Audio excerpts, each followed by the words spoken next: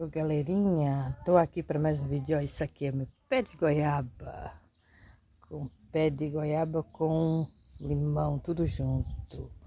E mais pra frente aqui tem um pezinho de azeitona. Não, siriguela, né? É, siriguela. Aí, um bocado de pé de siriguela, olha. Eu confundo azeitona com siriguela. Ou seja, aonde se viu isso? Aí, ó, a tuia de pé de siriguela. Aqui o pé de banana. Olha aqui, ó. Tá vendo?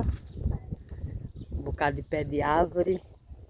Aqui é onde eu moro. Se gostou desse vídeo, deixa o like e se inscreva no canal.